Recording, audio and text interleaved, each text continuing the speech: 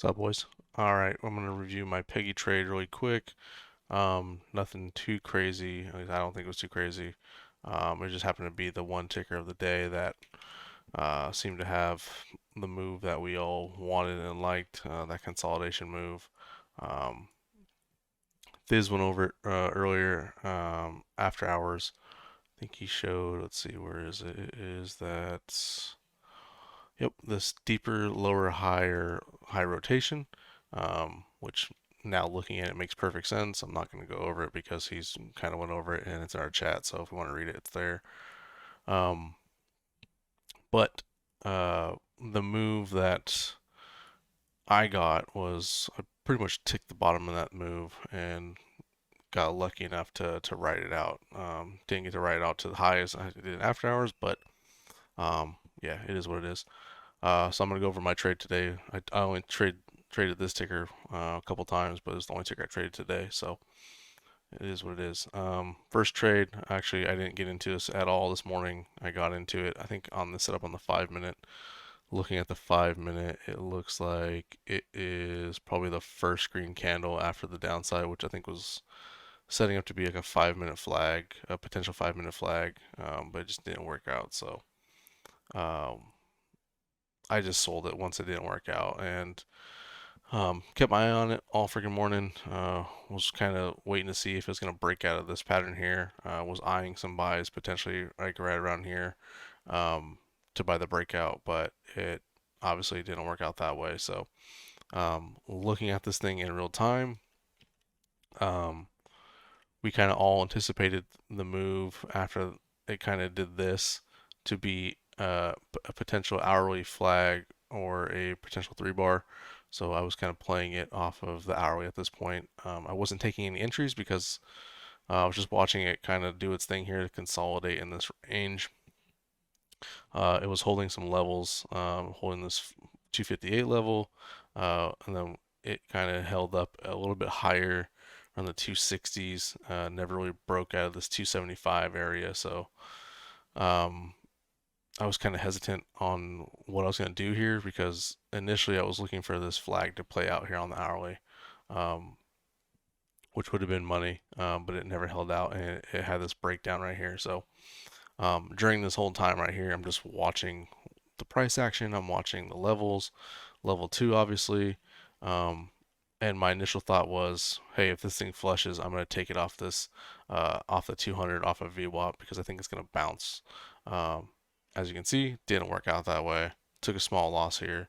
Not a small loss, it was actually a pretty good size loss, but wasn't with huge size. So um, it just kind of fell all the way down, right? And then, everyone kind of took it off their radar. At this time, I'm looking at what we're playing. I think it was like Kit and Tops, and what was the other one? I think Finger was another one on watch. I didn't want to play any of those because I didn't like any of the setups that were happening on those. Kit had some nice setups, but there was knifing every once in a while. Um, Finger was doing things. Top was doing things. I wasn't really interested in a whole lot of anything today. But I did want to revenge trade this and get my money back on this trade. So I just kind of kept my eye on this and was watching it pretty closely. Um, and then, so what got me interested in this trade was as I was watching this, I'm looking to see the first sign of a reversal.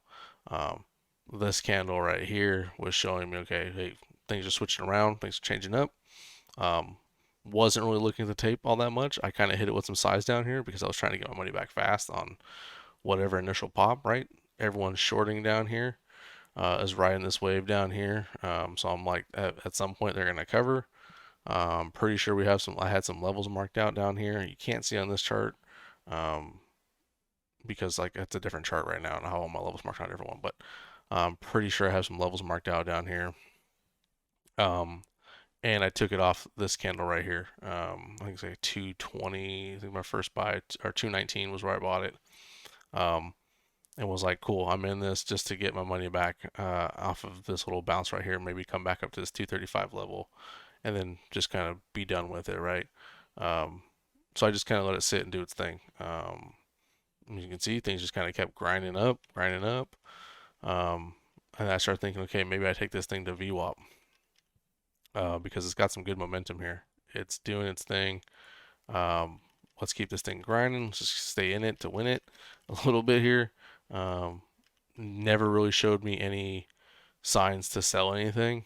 I did sell some stuff right here to lock something in, and I accidentally like meant to buy more, um, but I hit two hotkeys at the same time, and I kind of screwed myself up there. So I had to average up a little bit, but I was still really in love with the idea like this thing can go to VWAP, and if it goes to VWAP, I'm going to scale majority of my position out. So yeah, man, I just kind of felt it in my gut. I was playing the short covers and just targeting VWAP to get my money back and some. Gave me back plenty more um, than I had kind of anticipated. My first real scales were at VWAP. And then it busted through, and it's starting to break levels at this point. Wish my levels would transfer over, but I gotta figure that out. But basically just played it. You know, I think I played it pretty damn well. Um, Nothing crazy. I've had people ask me like, what did I see on this? Like, why did I take it? And ultimately, like I said, my answer is just like I knew shorts were gonna cover at some point. If they weren't, I knew what my risk was gonna be. It was gonna be the low of that candle right here, 220, 214. So I got on 219. I was trying to smack 220. I mean, I got a little lucky, so I got a little in early before, but this was my risk down here, was 214 at the bottom of that candle. So, you know, revenge trading going through gut, not that bad of an idea. Plus, I was watching the tape. I saw what things were happening.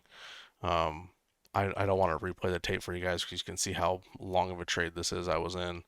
But things obviously worked out in my favor, and then we all kind of rode the wave here in this part here. So once I scaled the majority of my position out at VWAP, um, it was pretty much a stress-free trade at that point.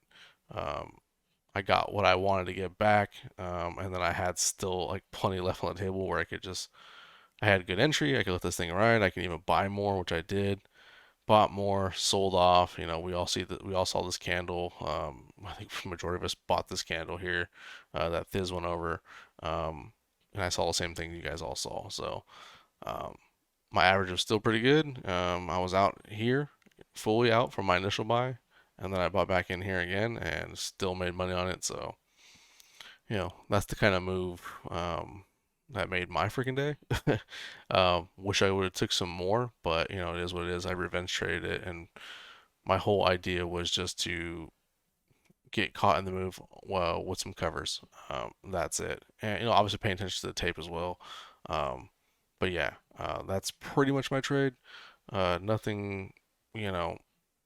I wish I would have put more on the table. I wish I would have sized in more in certain areas, bought certain flags, especially on these moves up here. But I was revenge trading, so I knew I wasn't in the headspace to really hit it really hard. I already made a big portion of that back plus some, so I didn't want to give any back. So um, good trade is what it is.